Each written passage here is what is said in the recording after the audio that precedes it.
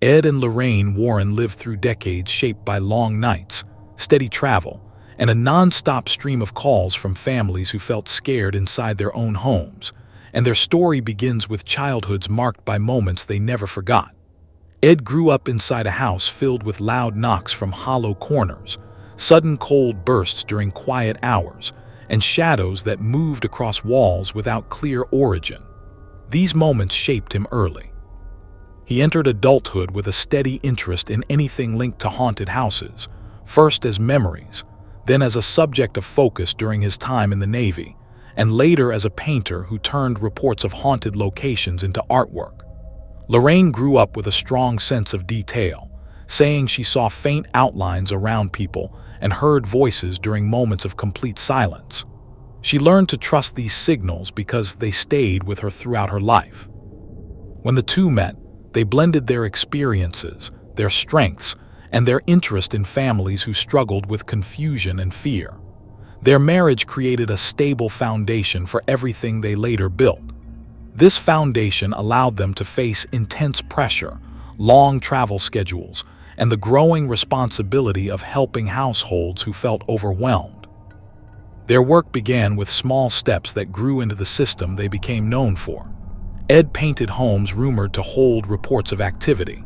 He brought the paintings to homeowners as a reason to speak, and these meetings turned into long conversations at kitchen tables, where families described dragging footsteps, sudden cold spots, and objects that moved across rooms without contact. The Warrens collected every detail they heard. They filled notebooks with dates, names, floor layouts, descriptions of each event, emotional reactions, and follow-up statements. They stayed in homes late at night when tension was highest. They took photos, recorded audio, and watched hallways in silence to see how the environment changed during different hours. Their early archive grew faster than expected, and they used each case to compare patterns across many houses. They avoided assumptions and focused on the statements of the people who lived through these events. Families trusted them because they listened with seriousness and without mockery. This trust became one of the strongest parts of their reputation. It helped them enter countless homes and document moments that shaped their long career. The Amityville case changed the path of their work. A family reported slamming doors, rapid shifts in temperature, voices they could not explain, and a strong sense of pressure inside the house. Ed and Lorraine entered the home and spent long hours recording audio, taking photographs, and speaking with each family member in detail. Their findings reached newspapers and television shows across the country. Some people believed the family experienced events they could not understand. Others questioned the evidence and raised doubts about the entire situation. Despite this divide, the Warrens continued their work without slowing down. The attention did not stop families from reaching out. If anything, it increased the number of calls they received. People who felt alone inside homes filled with tension viewed the Warrens as their strongest resource. The Amityville case placed the couple in constant public discussion, and they learned to balance the pressure of widespread attention with the needs of families who contacted them. The Enfield case brought the Warrens across the ocean into a home where a mother and her children lived through loud knocks, furniture movement, and a strange voice that came from a young girl who spoke with an older tone. Neighbors reported hearing sharp sounds through walls. Reporters entered the home and documented the tension that grew each week. The Warrens met the family, recorded statements, and observed the rooms during long nights. They added their material to a large case file, already filled with interviews, photographs, and audio captured by local researchers. Supporters believed the family faced an event they could not control, while critics pointed to gaps and inconsistencies. The Warrens stood firm in their stance, saying the family needed support and guidance. This case became one of the most public in their career and kept their names at the center of global discussion about unusual events inside homes. Their involvement in a farmhouse case later turned into one of the most recognized stories linked to their name. A family reported sharp noises, movement of objects, and a heavy sense of pressure each night. Ed and Lorraine entered the house and walked through rooms that felt tense even in daylight. They spoke with each family member and documented everything they observed. This case later inspired a major film series, which expanded public interest in their work far beyond earlier cases. Their schedule grew more demanding.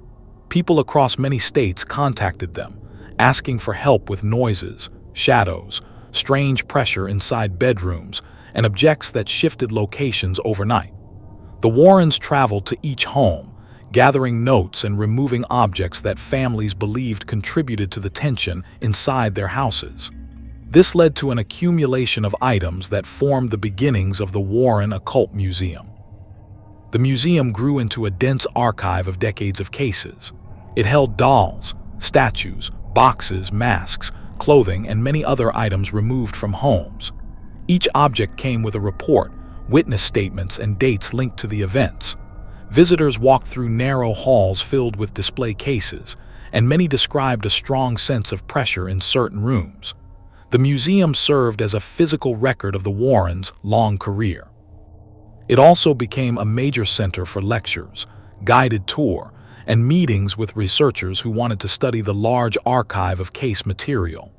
Every shelf, every case, and every sealed room reflected a moment when a family reached out for help.